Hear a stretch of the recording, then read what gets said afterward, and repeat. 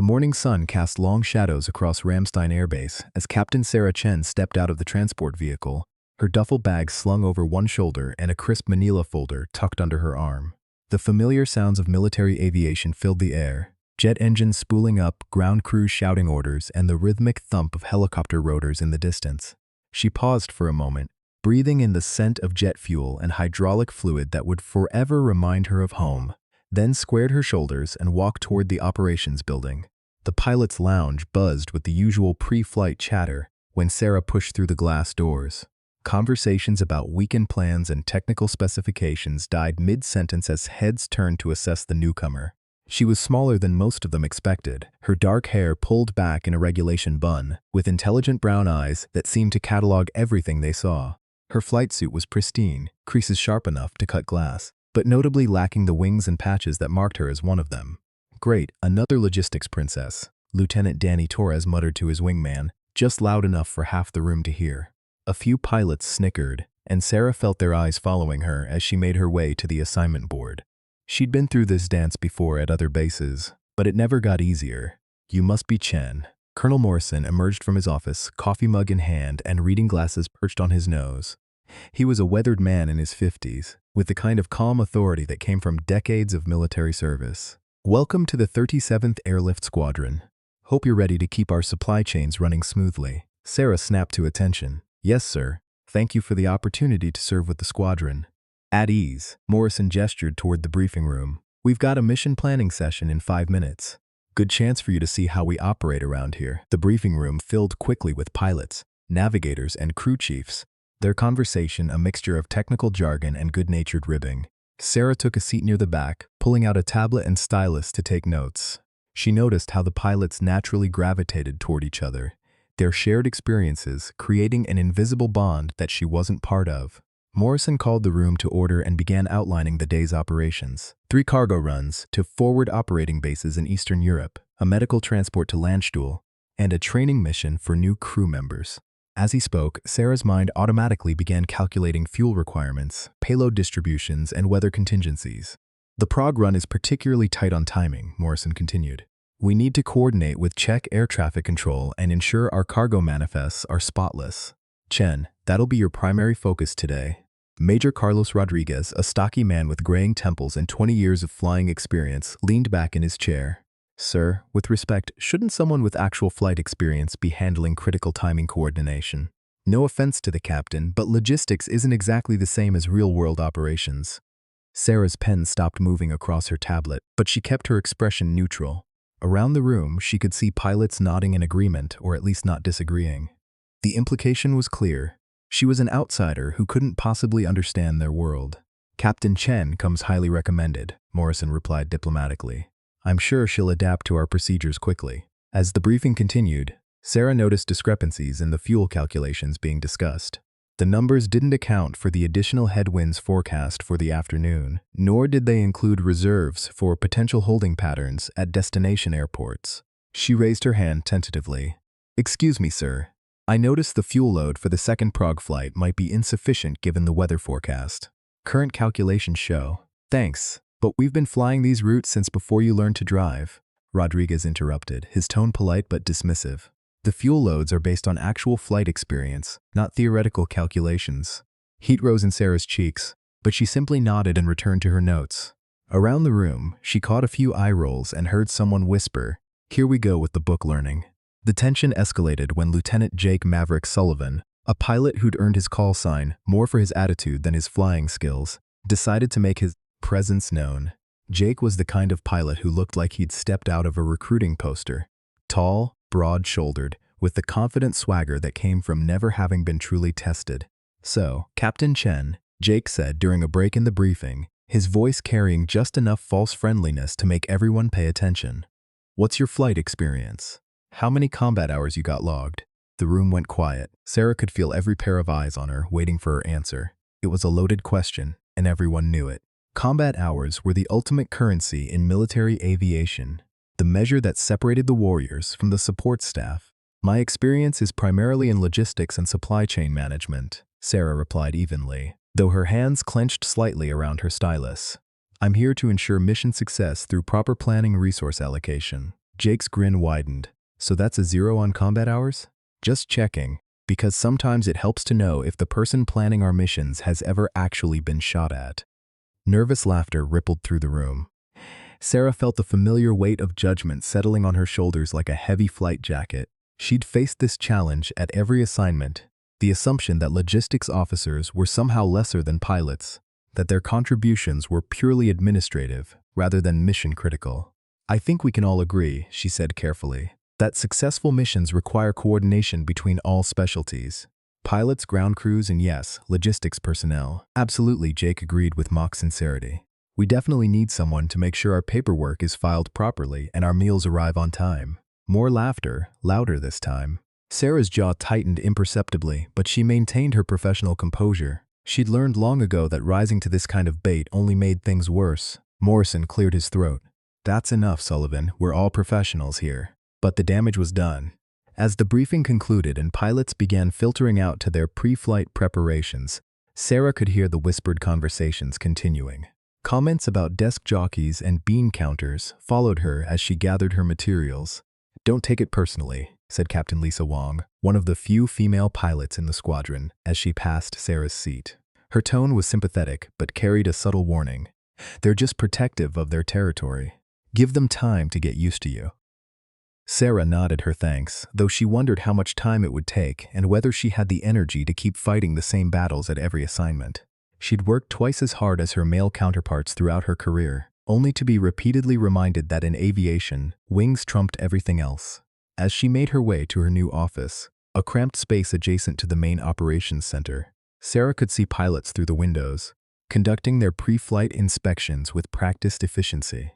Their movements were confident and purposeful, backed by years of training and experience. For a moment, she allowed herself to remember what that felt like, the weight of responsibility that came with holding lives in your hands. Her office was spartanly furnished, a metal desk, 2 chairs, a computer terminal, and filing cabinets that had seen better decades. Someone had left a stack of supply requisitions on her desk with a note. Welcome to the glamorous world of military logistics. Try not to let the excitement overwhelm you. Sarah set down her bag and began organizing her workspace, methodically arranging her references and establishing the systems she'd need to track the squadron's complex supply requirements. Outside her window, she watched Jake Sullivan swagger toward his aircraft, his flight helmet tucked under his arm like a trophy. He paused to joke with his crew chief, their easy camaraderie a reminder of the bonds she'd never been allowed to form. The computer terminal chimed with an incoming message, her first official assignment. 3 cargo flights needed detailed manifest reviews, fuel calculations, and coordination with multiple air traffic control centers. The kind of behind-the-scenes work that kept aircraft flying and missions successful, but would never earn her the respect that came with pilots' wings. Sarah rolled up her sleeves and got to work, her fingers flying across the keyboard as she dove into spreadsheets and logistics databases. She'd prove herself the only way she knew how, through meticulous preparation and flawless execution. But as she worked, she couldn't shake the memory of Jake's dismissive grin or the sound of laughter that had followed her from the briefing room. They saw her as just logistics, a necessary but unremarkable cog in the military machine. If only they knew the truth about where those skills had come from and what she'd sacrificed to earn the right to ensure their missions succeeded. But that was a story for another day, locked away beneath rolled-down sleeves and professional composure. For now, she had work to do and 3 flights that needed to return safely home. 3 days into her assignment, Sarah had settled into a routine of invisible efficiency. Her supply manifests were flawless, her fuel calculations precise, and her coordination with air traffic control seamless. Yet the pilots continued to treat her like furniture, necessary but unremarkable, present but not really seen.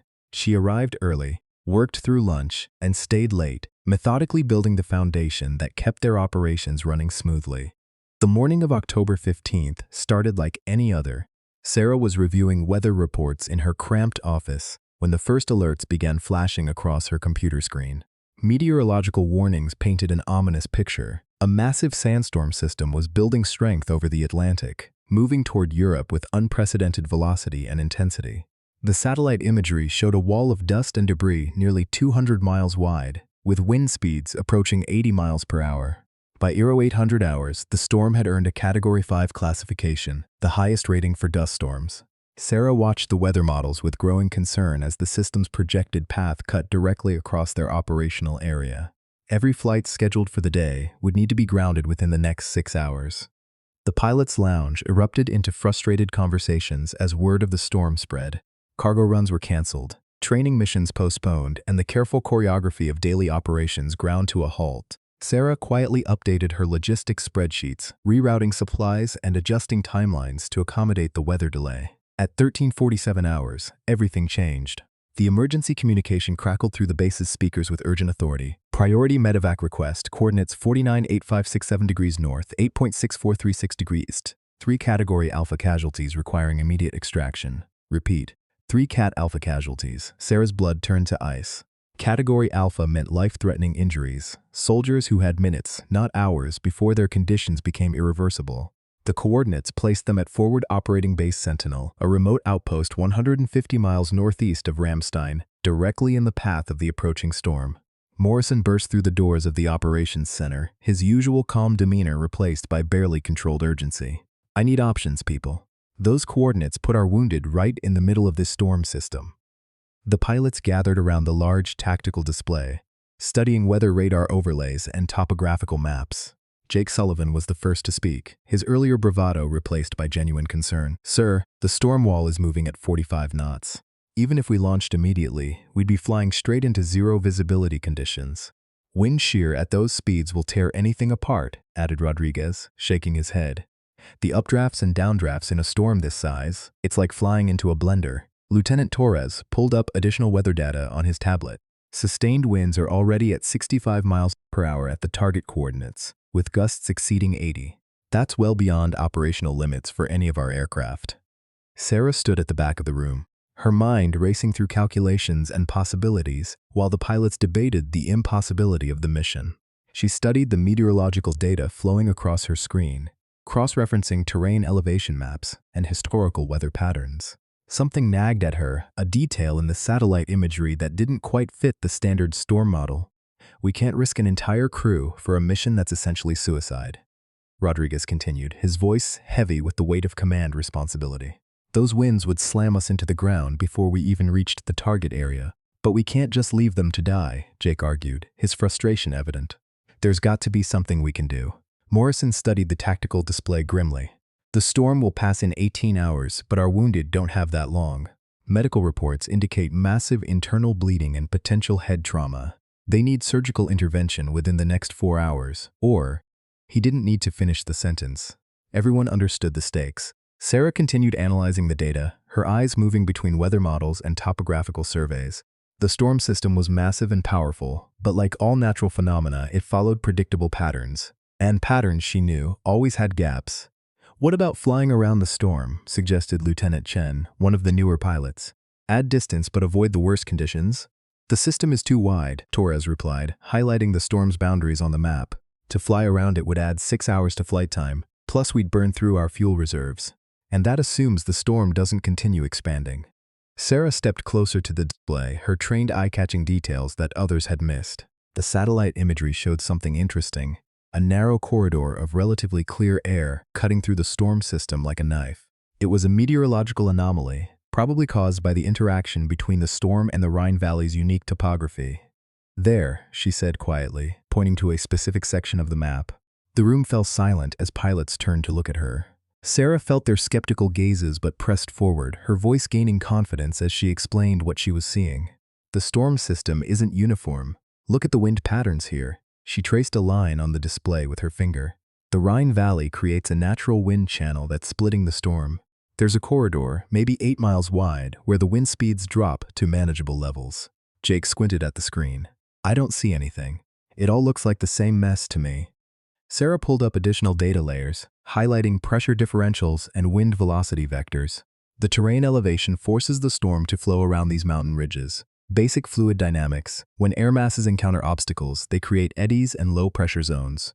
Right here, between these two peaks, there's a natural windbreak. Rodriguez leaned forward, studying the data more carefully. Even if you're right about this corridor, the approach would still be incredibly dangerous. We'd have to fly nap of the Earth through a canyon system with zero margin for error. The approach angle would need to be precise, Sarah continued. her fingers flying across the keyboard as she pulled up detailed elevation charts. Entry vector of 287 degrees, descent rate of 800 feet per minute, maintaining altitude of no more than 500 feet above ground level through the canyon passage.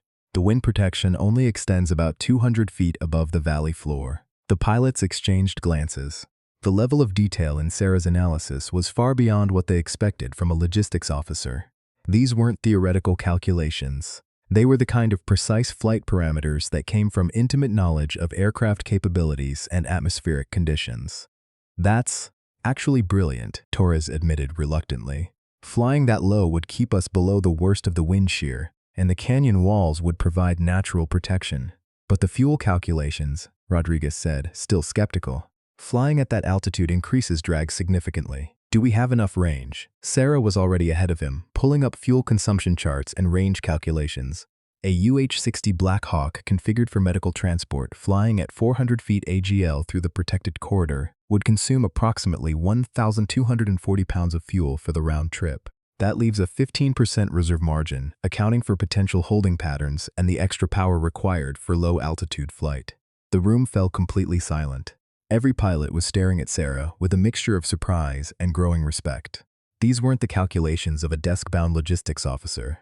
They were the precise, life-or-death computations of someone who understood the intimate relationship between aircraft, weather, and terrain. How do you know all this? Jake asked, his earlier hostility replaced by genuine curiosity. Sarah's jaw tightened almost imperceptibly. Weather patterns, terrain effects, and fuel consumption are part of logistics planning. Ensuring mission success requires understanding all operational variables. It was technically true, but the depth of her knowledge suggested something more. Morrison studied her carefully, noting the subtle tension in her posture and the way her hands had unconsciously clenched around her stylus.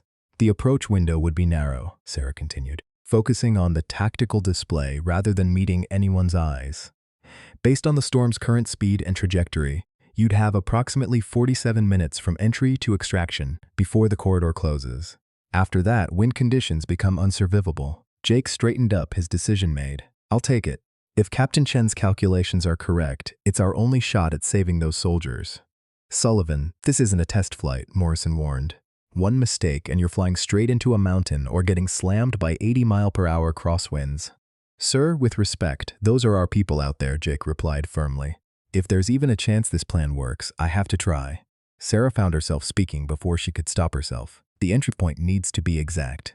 You'll have maybe a 2-degree margin for error on your approach vector. Miss it by even a little, and you'll either hit the ridgeline or fly directly into the storm wall. Jake looked at her intently. Then I guess you'd better double-check those calculations. For the next 20 minutes, Sarah worked with an intensity that surprised everyone in the room. Her fingers moved across multiple keyboards simultaneously, cross-referencing meteorological data, terrain elevation, aircraft performance specifications, and fuel consumption charts. She built a flight plan so detailed it included altitude changes down to 10-foot increments and course corrections measured in single degrees. When she finished, she had created more than just a flight plan. She had crafted a roadmap through the impossible. Jake studied the route carefully, his earlier skepticism replaced by professional admiration. This is actually doable. Dangerous as hell, but doable. Fuel loads need to be precise, Sarah emphasized. Too much and you'll be too heavy for the low-altitude maneuvering. Too little and you won't make it back. Got it. What else? Weather conditions can change rapidly in these systems. If wind speeds increase by more than 10 knots, abort immediately. The corridor will collapse faster than you can react. Jake nodded, his respect for her expertise now evident. Understood. Anything else? Sarah hesitated for a moment, then added quietly, bring them home safe. As Jake and his crew rushed to prepare their aircraft, Sarah remained in the operations center, monitoring weather conditions and tracking the mission's progress. She had given them the best possible plan, but in the end, success would depend on skill, courage, and a little bit of luck. The helicopter disappeared into the storm wall, exactly as planned, following her calculated route through the narrow corridor of relative safety. For the next 90 minutes, Sarah watched weather patterns and waited for word, knowing that 3 lives hung in the balance of her calculations. When Jake's voice finally crackled through the radio, 3 packages secured, returning to base, the operations center erupted in relieved cheers. But instead of joining the celebration, Sarah simply nodded and walked quietly out of the room, leaving everyone wondering how a logistics officer had just planned the most precise and dangerous flight any of them had ever seen. The successful mission had changed the atmosphere around Sarah, though she seemed determined to ignore it. In the days following Jake's harrowing rescue flight, pilots who had previously dismissed her now nodded respectfully when she passed in the corridors. Her precise calculations had saved 3 lives, and even the most skeptical among them couldn't argue with results. Yet Sarah herself appeared almost uncomfortable with the attention, deflecting praise and burying herself deeper in her work. 2 weeks later, the October heat wave that had settled over Ramstein showed no signs of breaking. The ancient ventilation system in the main hangar wheezed and rattled, but provided little relief from the oppressive temperatures that climbed toward 95 degrees by mid-afternoon. Most personnel had retreated to air-conditioned offices and briefing rooms, but Sarah found herself in Hangar C, manually inventorying critical avionics components that couldn't wait for the evening shift. She had volunteered for the task partly out of professional necessity. Several discrepancies in the computer inventory system needed immediate resolution, but mostly because the physical work helped quiet her mind. Since the storm rescue, she'd caught pilots looking at her differently, their expressions mixing respect with curiosity. They were starting to ask questions she wasn't ready to answer.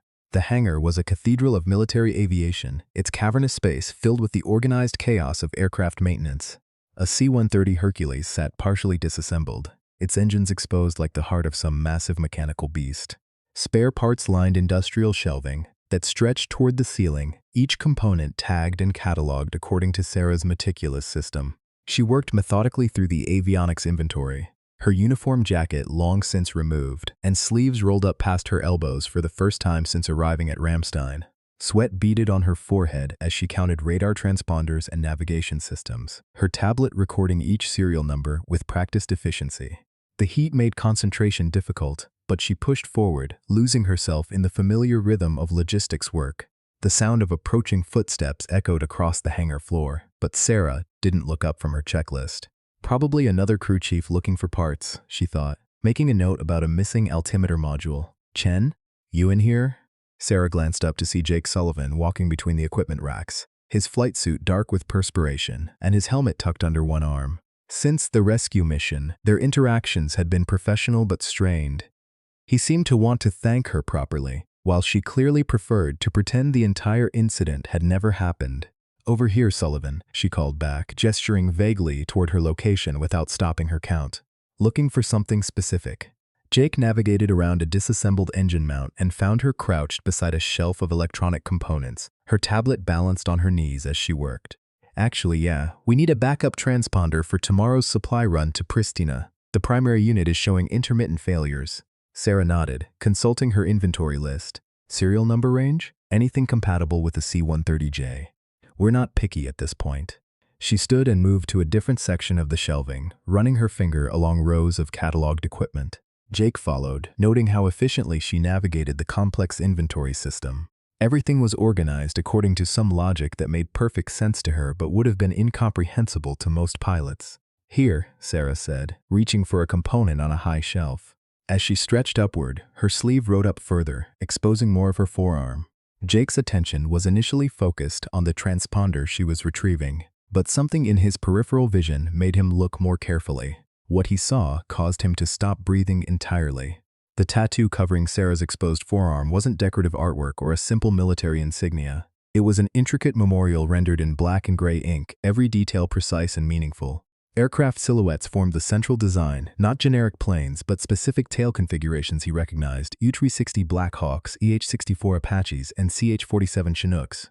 Around these aircraft, coordinates were inscribed in precise military format: 34 degrees 32 and 69 degrees 11E, 31 degrees 47 and 65 degrees 55E, 36 degrees 43 and 67 degrees 12E. Jake's mind raced as he processed the geographic references. Those coordinates weren't random. They marked specific locations in Afghanistan where some of the most dangerous military operations had taken place. Places where aircraft had been lost and crews had died. But it was the names that made his blood run cold. Wrapped around the aircraft silhouettes like ghostly ribbons, dozens of names were inscribed in elegant script: Rodriguez, Imu Chen, D. Williams, K. Martinez, L. Thompson, R. Each name followed by military rank abbreviations and dates. Kai dates. Jesus Christ, Jake whispered, the transponder forgotten in his hands. Sarah froze, suddenly aware that her memorial was visible. She quickly tugged her sleeve down, but it was too late. Jake had seen enough. "You're her," he said quietly, his voice filled with something between awe and disbelief. "You're Ghost Rider Chen." The nickname hit Sarah like a physical blow. She hadn't heard it in 2 years, not since she'd left her old unit and requested transfer to logistics. Ghost Rider. The call sign earned through a series of extraction missions so dangerous that half the pilots who heard about them assumed they were exaggerated war stories. "I don't know what you're talking about," Sarah replied, but her voice lacked conviction. She turned back to the inventory shelving, trying to escape Jake's penetrating stare. "Bullshit." Jake moved around to face her directly, forcing eye contact. "Ghost Rider Chen, the pilot who flew those impossible extractions in Kandahar province. The one who pulled out entire squads from hot landing zones that other pilots wouldn't even attempt." Sarah's hands clenched around her tablet. "That's not. I recognize some of those coordinates," Jake pressed on. "That one there, 34 degrees 32 and 69 degree 11E, that's Outpost Redemption, where that entire Marine reconnaissance team got pinned down by Taliban fighters in the mountains. Everyone said it was a death trap, that the landing zone was too small and too exposed. But someone got them out." The memories came flooding back despite Sarah's attempts to suppress them. The desperate radio calls, the sound of gunfire echoing off canyon walls, the impossible approach through enemy fire. She could still feel the stick in her hands, still remember the weight of responsibility, as she maneuvered her Black Hawk into a landing zone barely larger than a basketball court. "Or this one," Jake continued, pointing to another coordinate on her arm before she could cover it completely. 31 degrees 47 and 65 degrees 55E. That's where the 173rd Airborne got ambushed during Operation Mountain Lion. The after-action reports said the evacuation pilot had to make 7 trips under fire to get everyone out. 7 trips into the same hot zone while taking enemy fire. Sarah's carefully constructed emotional walls were crumbling. Each coordinate Jake identified brought back faces and voices, moments of terror, and split-second decisions that had meant the difference between life and death. She had tried so hard to leave that world behind, to find peace in the predictable realm of supply chains and inventory management. "The names," Jake said more softly now, recognizing the pain in her expression.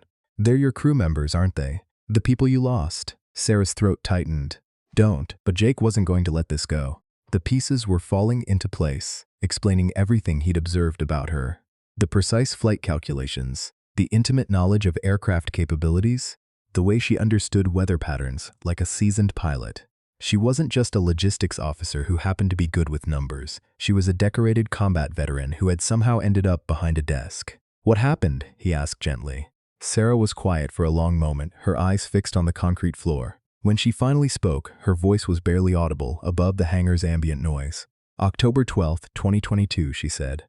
"Mission designation Cherokee 77. We were supposed to extract a wounded Special Forces team from a compound in Helmand Province.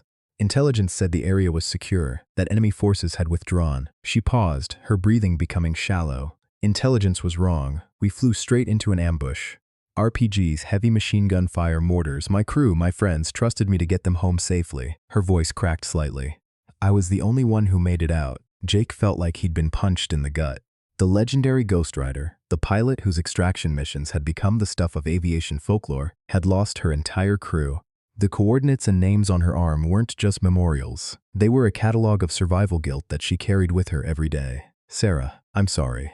I didn't." "David was my co-pilot," she continued, as if Jake hadn't spoken, her voice taking on a mechanical quality. "We'd been flying together for 3 years. Maria was our crew chief. She had a daughter starting college. Kevin and Luis were the door gunners. They died because I trusted faulty intelligence and flew them into a kill zone." "That wasn't your fault," Jake said firmly. "Bad intelligence gets people killed. That's not on you." Sarah finally looked up, her eyes bright with unshed tears. "Isn't it? I was the aircraft commander. Their lives were my responsibility. If I'd been more careful, if I'd questioned the mission parameters, if I'd insisted on better reconnaissance, you'd have been court-martialed for refusing orders," Jake finished. "And those Special Forces soldiers would have died waiting for extraction that never came." The logic of his words didn't diminish the weight of Sarah's guilt. She had replayed that mission thousands of times, analyzing every decision, every moment where a different choice might have changed the outcome. The tattoo on her arm wasn't just a memorial. It was a daily reminder of the cost of failure in their profession. "After the investigation, after the medals and the condolences, I requested transfer out of flight operations," Sarah said quietly. "I couldn't get back in a cockpit. Every time I tried, I heard their voices on the radio, calling for help that I couldn't give them. So you became a logistics officer, someone who makes sure other pilots have what they need to come home safely. Better intelligence, proper fuel loads, accurate weather data, the things that failed us that day. She rolled her sleeve back down, covering the memorial. I can't fly anymore, but I can make sure failures like ours don't happen to anyone else. Jake stood in stunned silence, finally understanding the woman who had calculated his impossible rescue mission with such precision. Sarah Chen wasn't just a logistics officer, she was a warrior who had found a different way to fight, using spreadsheets and supply chains instead of aircraft and ammunition. The sound of approaching voices echoed across the hangar, other personnel returning from their afternoon break. Sarah quickly composed herself, wiping her eyes and returning to her professional demeanor. "Your transponder," she said, holding out the component with a steady hand. Jake accepted it, but his mind was reeling. "Sarah, the squadron needs to know. The squadron needs to focus on their missions," she cut him off. "What happened to me, what I used to be, that's not relevant to current operations." But Jake knew she was wrong. What she used to be, what she still was beneath the logistics officer facade, was exactly what the squadron needed to understand. Sarah Chen wasn't just coordinating their supplies. She was protecting their lives with the hard-earned wisdom of someone who had lost everything and refused to let it happen again. As other personnel entered the hangar, Jake realized that Sarah's secret wouldn't stay hidden much longer. Word had a way of spreading in military units, and the story behind Ghostwriter Chen was too significant to remain buried forever. But for now, he simply nodded and walked away, carrying both the transponder and the weight of knowledge about the remarkable woman who had saved his mission and was quietly working to save all the others. Jake Sullivan had never been particularly good at keeping secrets, especially ones that mattered. The revelation about Sarah's true identity burned in his chest like aviation fuel, demanding to be shared but requiring careful handling. He spent the entire night staring at his barracks ceiling, wrestling with the implications of what he'd learned. By morning, he'd made his decision. The next day's mission briefing was scheduled for 800 hours, but Jake arrived at the squadron building an hour early. He found Morrison in his office, reviewing flight schedules over his customary black coffee. "Sir, I need to speak with you about Captain Chen." Morrison looked up, noting the unusual seriousness in Jake's expression. "What about her? Please tell me this isn't about more complaints." "No, sir, quite the opposite." Jake closed the office door behind him. "I need to tell you who she really is." For the next 20 minutes, Jake recounted everything he'd discovered. The memorial tattoo, the coordinates, the story of Cherokee 77. Morrison listened in growing amazement as the pieces of Sarah's carefully hidden past came together. "Ghostwriter Chen?" Morrison repeated quietly when Jake finished. "I remember reading the after-action reports from those Kandahar extractions. The pilot who flew those missions was extraordinary. She's been protecting us, sir. Every calculation, every supply manifest, every fuel load. She's using combat experience to make sure we don't end up like her crew. And we've been treating her like she's just some desk jockey." Morrison leaned back in his chair, his weathered face creased with thought. "The squadron needs to know, not as gossip but as recognition of what she's contributed to our safety record. With respect, sir, I think it needs to be done properly. She's been carrying this weight alone for 2 years. If this comes out wrong, she might request another transfer." By 0755 hours, word had spread through Morrison's carefully orchestrated channels. Not the full details. Those would come later, but enough to ensure that every pilot in the briefing room understood they were about to learn something significant about their logistics coordinator. Sarah arrived precisely on time, her usual professional demeanor intact, despite the sleepless night that had followed Jake's discovery. She took her customary seat near the back, tablet ready, completely unaware of what was about to unfold. "Before we begin today's operational briefing," Morrison announced, "I want to address something important regarding Captain Chen." Sarah's head snapped up, her eyes immediately finding Jake across the room. His apologetic expression confirmed her worst fears. He had told them. Her carefully guarded secret, the identity she'd worked so hard to leave behind, was about to be exposed. "Ladies and gentlemen," Morrison continued, "I've learned that we have been operating under a significant misunderstanding about one of our team members." The room was absolutely silent. Sarah felt her chest tighten as every pair of eyes turned toward her. She wanted to flee, to disappear, to be anywhere but in that room facing the judgment of her peers. "Stand up, Captain," Morrison said gently. Sarah remained frozen in her seat. This was exactly what she'd feared, being reduced to her past, defined by tragedy rather than her current contributions. But Morrison's next words surprised her.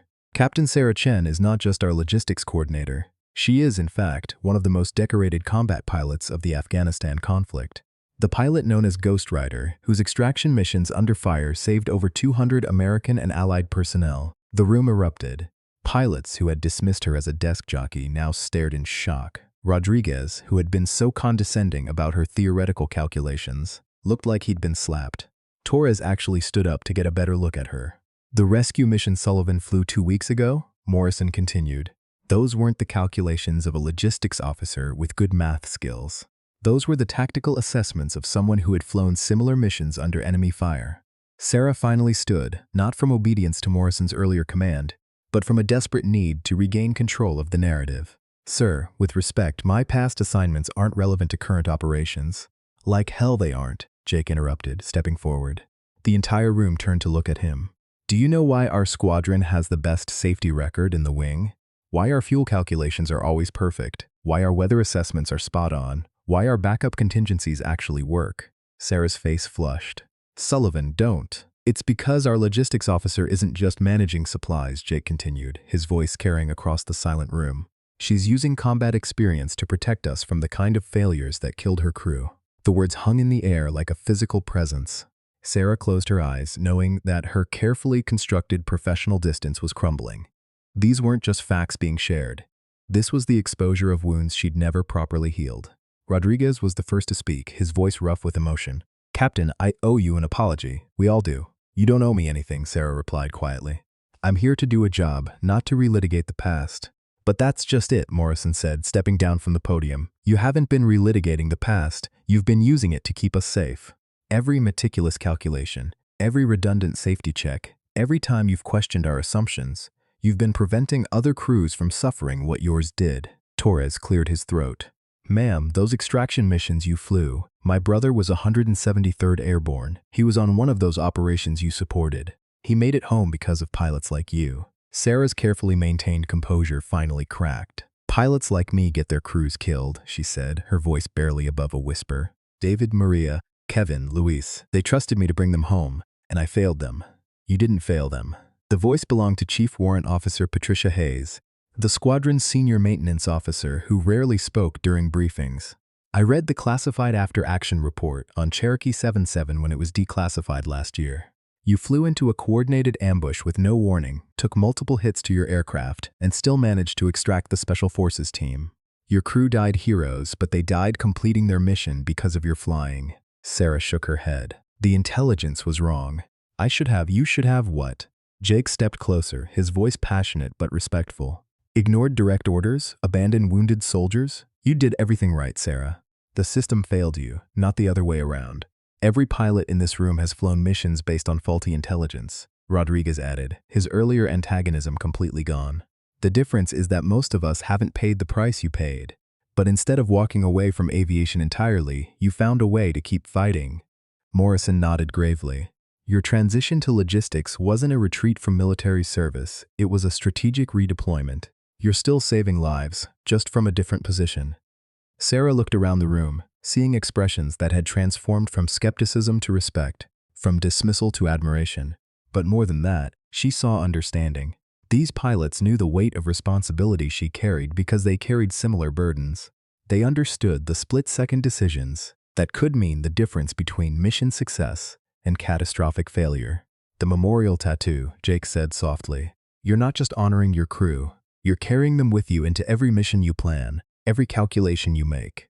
They're still flying with you. For the first time since Cherokee 77, Sarah felt something other than guilt when thinking about her lost crew. Maybe they would want her to keep flying, even if it was from behind a desk. Maybe protecting other pilots wasn't a betrayal of their memory, but a fulfillment of the mission they'd died trying to complete.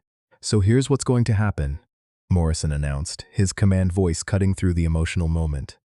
Captain Chen's combat experience is now officially recognized within this squadron.